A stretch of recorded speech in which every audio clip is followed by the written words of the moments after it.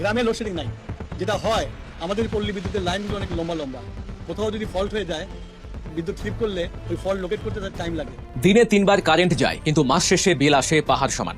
একদিকে এসি রুমে বসে স্বস্তির নিঃশ্বাস ফেলছেন রাজধানীর নীতি নির্ধারকেরা, অন্যদিকে মাইলের পর মাইল গ্রাম অন্ধকারে ডুবে থাকছে ঘন্টার পর ঘন্টা। দেশ কি তবে আবারও সেই ভয়াবহ অন্ধকারের যুগে প্রবেশ করছে?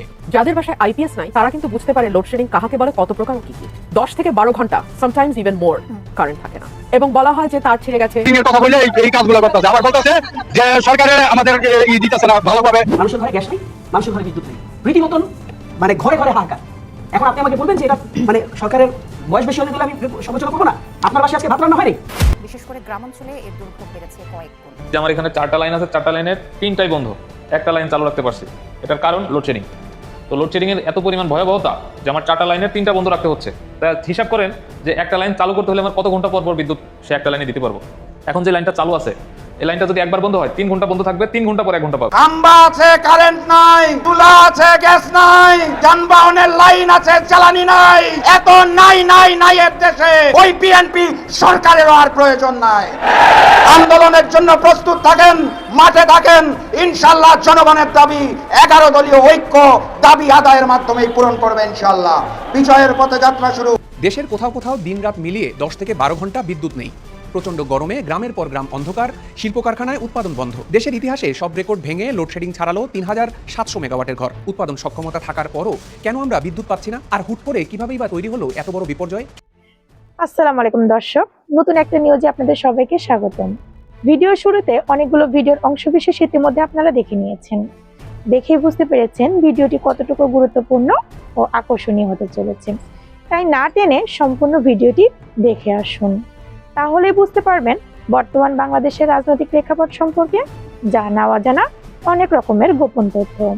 একটি লাইকই দিয়ে পুরো ভিডিওটি দেখে আসুন। গ্রামে লোডশেডিং নাই, যেটা হয় আমাদের পল্লী বিদ্যুতের লাইনগুলো অনেক লম্বা লম্বা, কোথাও যদি ফল্ট হয়ে যায় বিদ্যুৎ স্লিপ করলে ওই ফল্ট লোকেট করতে তার টাইম লাগে। দিনে 3 বার কারেন্ট যায়, কিন্তু মাস শেষে বিল আসে পাহাড় সমান।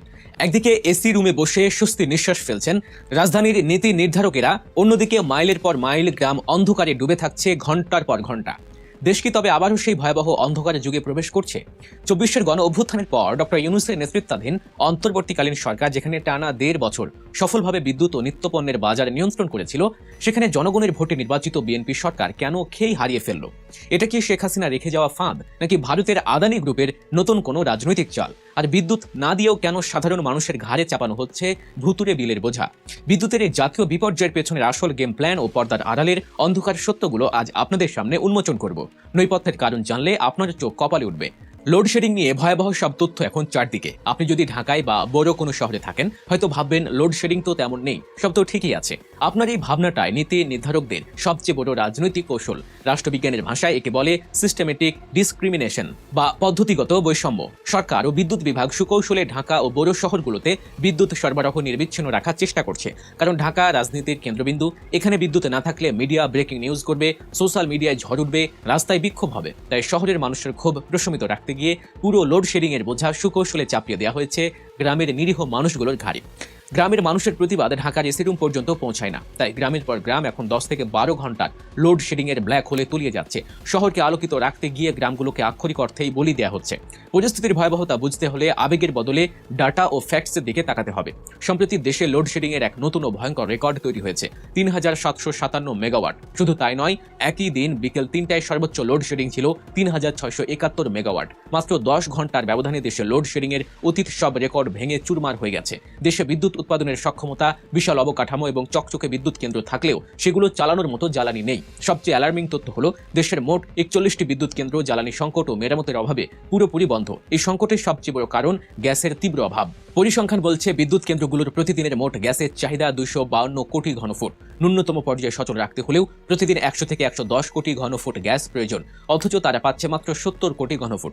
একসময় যে গ্যাস দিয়ে 5000 মেগাওয়াটের বেশি বিদ্যুৎ উৎপাদন হতো, তা এখন তলানিতে। এই সংকটের কফিনের শেষ পেরেকটি ঠুকেছে গত 21 জুলাই কক্সবাজারের মহেশখালীতে এক্সিলারেট এনার্জির ভাসমান এলএনজি টার্মিনালের দুর্ঘটনা। ফলে রাতারাতি দৈনিক 60 কোটি ঘনফুট গ্যাস সরবরাহ বন্ধ হয়ে যায়। আংশিক মেরামত করে মাত্র 25 কোটি ঘনফুট গ্যাস আনা হলেও তা এখনো পূর্ণ সক্ষমতায় ফেরেনি।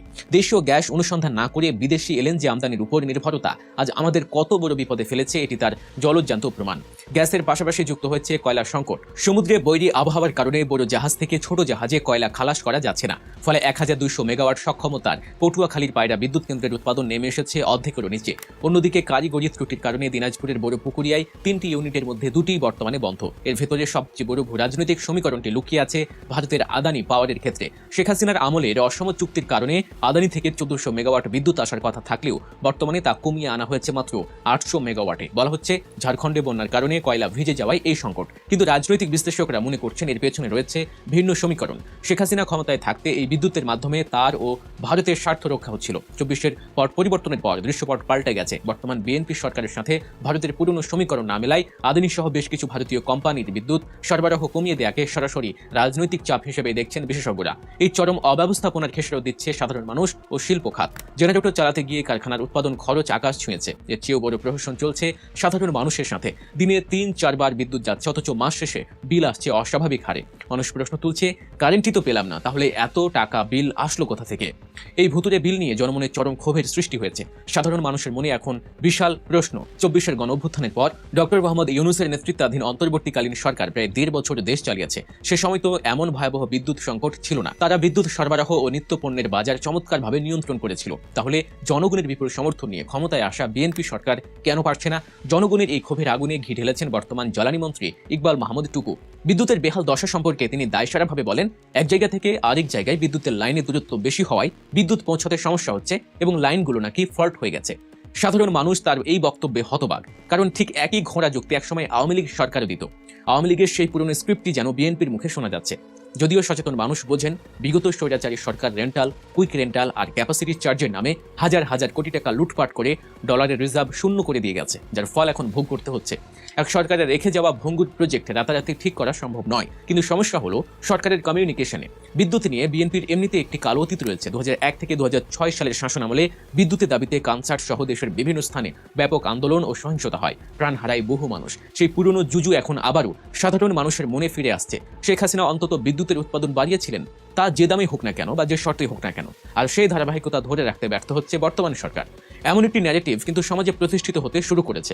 এই মুহূর্তে সরকারের উচিত কোনো ধরনের রাজনৈতিক বাহানা না করে জনগণের সামনে প্রকৃত সত্যটা তুলে ধরা। ক্যাপাসিটি চার্জের ফাঁদ, ডলার সংকট, এলএনজি টার্মিনালের ত্রুটি, নিজেদের গ্যাস উত্তোলনে অতীতের অবহেলা এবং আদানির ভূরাজনৈতিক চাল, এই সবকিছু নিয়ে শ্বেতপত্র প্রকাশ করা উচিত। গ্যাস সংকটের তীব্রতা যে আসলে কতটা ভয়াবহ সেটা সরকার যতক্ষণ না খোলসা করে বলবে ততক্ষণ মানুষ ভুল বুঝবেই। সরকার যদি তাদের সীমাবদ্ধতা এবং ব্যর্থতার জায়গাগুলো সৎ সাহসের সাথে স্বীকার করে নেয়, জনগণের একটি বড় অংশের সিম্প্যাথি বা সহানুভূতি তারা পাবে। মানুষ তখন বুঝবে যে সরকার অন্তত সত্যটা বলছে। কিন্তু তারা যদি আগের সরকারের মতো তুচ্ছ বাহানা দিয়ে পরিস্থিতি এড়িয়ে যেতে চায়, আর অন্যদিকে মানুষ লোডশেডিং এবং অস্বাভাবিক বিলের যন্ত্রণায় ধুঁকতে থাকে, তবে এই চাপা ক্ষোভ অচিরেই একটি ভয়ঙ্কর দেশের কোথাও কোথাও দিনরাত মিলিয়ে 10 থেকে 12 ঘন্টা বিদ্যুৎ নেই। প্রচণ্ড গরমে গ্রামের পর গ্রাম অন্ধকার, শিল্প কারখানায় উৎপাদন বন্ধ। দেশের ইতিহাসে সব রেকর্ড ভেঙে লোডশেডিং ছাড়ালো 3700 মেগাওয়াটের ঘর। উৎপাদন সক্ষমতা থাকার পরও কেন আমরা বিদ্যুৎ পাচ্ছি না? আর হুট করে কিভাবেই বা তৈরি হলো এত বড় বিপর্যয়? দেশে লোডশেডিং এর নতুন রেকর্ড তৈরি হয়েছে 3757 মেগাওয়াট। একই দিন বিকেল 3টায় সর্বোচ্চ লোডশেডিং ছিল 3671 মেগাওয়াট, অর্থাৎ মাত্র 10 ঘন্টার ব্যবধানে দুইবার রেকর্ড ভেঙেছে লোডশেডিং। ভয়াবহ তথ্য হলো দেশের মোট 41টি বিদ্যুৎ কেন্দ্র জ্বালানি সংকট ও মেরামতের কারণে এখন পুরোপুরি বন্ধ। এর আগে 2023 সালের জুনে তৎকালীন আওয়ামী লীগ সরকারের সময়ে সর্বোচ্চ লোডশেডিং ছিল 3419 মেগাওয়াট, অর্থাৎ বর্তমান সংকট আগের যে কোনো সময়ের চেয়ে অনেক বেশি তীব্র। কিন্তু কেন? বিদ্যুৎ সংকটের প্রধান কারণ হলো গ্যাসের অভাব। আমাদের দেশে বিদ্যুৎ উৎপাদনের সবচেয়ে বড় উৎস এখনো গ্যাস। পরিসংখ্যান বলছে বিদ্যুৎ কেন্দ্রগুলোর প্রতিদিনের মোট গ্যাসের চাহিদা 252 কোটি ঘনফুট। এগুলো ন্যূনতম সচল রাখতে হলেও প্রয়োজন 100 থেকে 110 কোটি ঘনফুট গ্যাস, অথচ তারা পাচ্ছে মাত্র 70 কোটি ঘনফুট, অর্থাৎ চাহিদার 1/3 থেকেও কম। এক সময় যেখানে গ্যাস দিয়ে 5000 মেগাওয়াটের বেশি বিদ্যুৎ উৎপাদন হতো, এখন তা নেমে এসেছে 3500-এ। কেন্দ্র আছে, অবকাঠামো আছে, কিন্তু চালানোর মতো গ্যাস নেই। বিদ্যমান এই গ্যাস সংকট আরও তীব্র হয়ে ওঠে গত 21 জুলাইয়ের একটি দুর্ঘটনায়। কক্সবাজারের মহেশখালীতে এক্সিলারেট এনার্জির ভাসমান এলএনজি টার্মিনালটি ক্ষতিগ্রস্ত হয়। এর ফলে রাতারাতি দৈনিক 60 কোটি ঘনফুট গ্যাস সরবরাহ বন্ধ হয়ে যায়। পরবর্তীতে আংশিক মেরামত করে 25 কোটি ঘনফুট গ্যাস আনা গেলেও টার্মিনালটি এখনো পূর্ণ সক্ষমতায় ফিরতে পারেনি। পেট্রোবাংলা জানাচ্ছে এটি পুরোপুরি সচল হতে আরও কয়েকদিন লাগবে। তবে এই একটি দুর্ঘটনায় প্রমাণ করে আমদানিকৃত এলএনজির ওপর আমাদের নির্ভরতা কতটা বিপজ্জনক রূপ নিয়েছে। গ্যাসের সাথে যোগ হয়েছে কয়লা সংকটও। সমুদ্রে বৈরী আবহাওয়ার কারণে বড় জাহাজ থেকে ছোট জাহাজে কয়লা খালাস করা যাচ্ছে না, ফলে 1200 মেগাওয়াটের পটুয়াখালী কেন্দ্রের উৎপাদন নেমে এসেছে অর্ধেকে। ভারতের আদানি পাওয়ার থেকে যেখানে 1400 মেগাওয়াট বিদ্যুৎ আসার কথা, ঝাড়খণ্ডে বন্যার কারণে কয়লা ভিজে যাওয়ায় সেখানে সরবরাহ নেমে এসেছে 800 মেগাওয়াটে। অন্যদিকে কারিগরি ত্রুটি ও জ্বালানি জটিলতায় দিনাজপুরের বড়পুকুরিয়ার 3টির মধ্যে 2টি ইউনিটই বর্তমানে বন্ধ আছে। ফলে 7945 মেগাওয়াট কয়লা ভিত্তিক সক্ষমতার বিপরীতে আমরা বিদ্যুৎ পাচ্ছি মাত্র 5500 মেগাওয়াটের মতো। এই অব্যবস্থাপনার খেসারত দিচ্ছে সাধারণ মানুষ। সিলেটের টুকের বাজারে বিদ্যুতের দাবিতে মানুষ রাস্তায় নেমে বিক্ষোভ করেছে। নারায়ণগঞ্জের রূপগঞ্জ ও আড়াইহাজারে বিদ্যুতের মোট চাহিদার 4 ভাগের 3 ভাগ পর্যন্ত সরবরাহ করা যাচ্ছে। এক্ষেত্রে সবচেয়ে বড় আঘাত লেগেছে শিল্প খাতে। গ্যাস সংকটের পর এবার বিদ্যুৎ না থাকায় কারখানাগুলোতে উৎপাদন বারবার বন্ধ রাখতে হচ্ছে। বাধ্য হয়ে জেনারেটর চালাতে গিয়ে ব্যবসায়ীদের উৎপাদন খরচও এখন আকাশ ছুঁয়েছে। অবশ্য পিডিবি ও পেট্রোবাংলা আশা দিচ্ছে এলএনজি টার্মিনাল সচল হলে এবং কয়লা সরবরাহ স্বাভাবিক হয়ে এলে লোডশেডিং কিছুটা কমবে, তবে এটি কেবলই সাময়িক সমাধান। জ্বালানি বিশেষজ্ঞ অধ্যাপক ডক্টর তামিমের মতে বিদেশি এলএনজি ও আমদানির ওপর অতি নির্ভরতা কমিয়ে দেশীয় গ্যাস অনুসন্ধানে জোর না দিলে এবং নবায়নযোগ্য বা সৌরবিদ্যুৎ না বাড়ালে এই সংকট বারবার ফেরত আসবে। দেশে গ্যাসের চাহিদার সাথে ফারাক আছে সরবরাহের। প্রতিদিন 380 কোটি ঘনফুট গ্যাস প্রয়োজন হলেও পাওয়া যায় 270 কোটি ঘনফুট। এই অবস্থায় বঙ্গোপসাগরে ভাসমান 2 এলএনজি টার্মিনাল থেকে গ্যাস সরবরাহ প্রায় বন্ধ হয়ে গেছে। এক্সিলারেট এনার্জি টার্মিনালে দুর্ঘটনা এবং আবহাওয়ার কারণে সামিটে কার্গো খালাস সম্ভব না হওয়ায় 85 থেকে 90 কোটি ঘনফুট গ্যাস সরবরাহ হচ্ছে না। বিদ্যুৎ ও জ্বালানি প্রতিমন্ত্রী বলছেন, সরবরাহ বাড়িয়ে সংকট কাটাতে সরকার সব ধরনের চেষ্টা করছে। সামিট টার্মিনালে সে কারণে আমরা এলএনজি ডিসচার্জ করতে পারছি না, এবং আমরা যেটা বললাম যে অ্যাক্সিডেন্ট ইজ অ্যাক্সিডেন্ট, সে কারণে এক্সিলারেট টার্মিনাল থেকে আমরা এখনো ফুল ক্যাপাসিটিতে কাজ করতে পারছি না। দেশীয় উৎপাদন রাতারাতি বাড়ানো সম্ভব নয়। আমরা কোন সময় এই কাজটা করলে সবচেয়ে কম জনদুর্ভোগ হতে পারে সেই ব্যাপারটা একটা সিদ্ধান্ত নেবার প্রশ্ন। আমরা ব্যবসায়ীদের সাথে কথা বলছি, সরকারের একটি সিদ্ধান্ত প্রশ্ন আছে।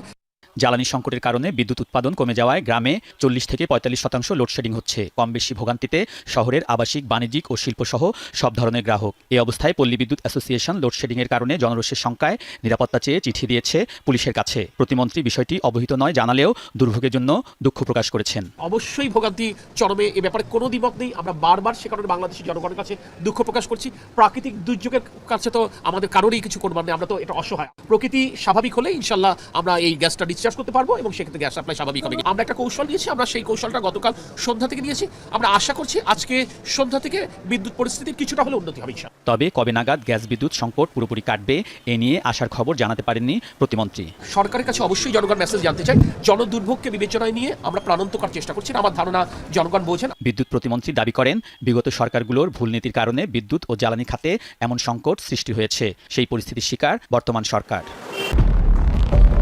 ঘরে ঘরে আহাজারি, যাদের বাসায় আইপিএস নাই তারা বুঝছে লোডশেডিং কত প্রকার ও কি কি। সাধারণ মানুষ বিদ্যুৎ অফিস ভাঙচুর করছেন। 5 আগস্ট অর্থাৎ শেখ হাসিনার আমলে তো এমনটা ছিল না। এবার বিদ্যুৎ ও গ্যাস ইস্যুতে সাধারণ মানুষের পাশে দাঁড়ালেন বিএনপির সাবেক নেত্রী ব্যারিস্টার রুমিন ফারহানা। রীতিমতো বর্তমান সরকার ও বিদ্যুৎ মন্ত্রীকে ধুয়ে দিলেন তিনি। এছাড়াও দেশের সাধারণ মানুষ রাস্তায় নেমে আসছে। সাধারণ মানুষ বলছে, কাম্বা আছে, কারেন্ট নাই। শেখ হাসিনাই ভালো ছিল, শেখ হাসিনার আমলে এত অভাব দেখা দেয়নি। তাদের বাসায় আইপিএস নাই, তারা কিন্তু বুঝতে পারে লোডশেডিং কাহাকে বলে, কত প্রকার ও কি কি। 10 থেকে 12 ঘন্টা, সামটাইমস ইভেন মোর কারেন্ট থাকে না। এবং বলা হয় যে তার ছিঁড়ে গেছে, মানে আশুগঞ্জের, মানে আমি আমার এলাকায় বলছি, বিদ্যুৎ কেন্দ্রের কোনো সমস্যা হয়েছে, এক্সেট্রা এক্সেট্রা। কিন্তু দ্য ফ্যাক্ট রিমেইনস 12 থেকে 14 ঘন্টা, 10 থেকে 12 ঘন্টা বিদ্যুৎ থাকে না। লোডশেডিং। দুই হচ্ছে ফ্যাক্ট রিমেইনস মানুষের 2 গুণ 3 গুণ 4 গুণ পর্যন্ত বিদ্যুৎ বিল গত 2 মাসে বেশি আসছে। এখন পর্যন্ত সরকারের তরফে আমরা কোনো জবাব শুনি নাই। ফ্যাক্ট রিমেইনস 2001 থেকে 2006 যিনি বিদ্যুৎ প্রতিমন্ত্রী ছিলেন এবং যার কারণে সরকারকে ভয়াবহ ইমেজ সংকটে পড়তে হয়েছে, সেই মন্ত্রী ইকবাল হাসান মাহমুদ টুকুকে এখন ফুল মিনিস্ট্রি দেওয়া হয়েছে। ফ্যাক্ট রিমেইনস এই মন্ত্রী জ্বালানি তেল যখন ভয়াবহ সংকট চলছে, এই লোক প্রতিদিন সংসদে দাঁড়ায় বলছে কোনো সংকট নাই জ্বালানি তেলের। এই লোক প্রতিদিন সংসদে দাঁড়ায় বলছে আমাদের উদ্বৃত্ত তেল আছে। এই লোক প্রতিদিন বলেছে জ্বালানির দাম বাড়বে না।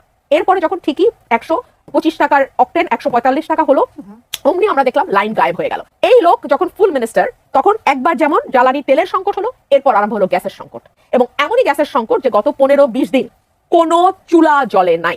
আমি ঢাকার এলিফ্যান্ট রোডে থাকি, 15 দিন কোনো চুলা জ্বলে না। আমি মাটির চুলা রান্না করেছি, এরপর আমি সিলিন্ডার খেয়েছি, কারণ আমার বাসা পুরনো বাসা, এখানে গ্যাস লাইন আছে। এই গ্যাস লাইনে তো গ্যাস ছিলই না, আমাকে সিলিন্ডারে গ্যাস ইউজ করে চলতে হচ্ছে। রিসেন্ট 2-3 দিন হলো গ্যাস এসছে এবং সরকার বলেছে যে একটি সমস্যা হয়েছে, আপনি জানেন।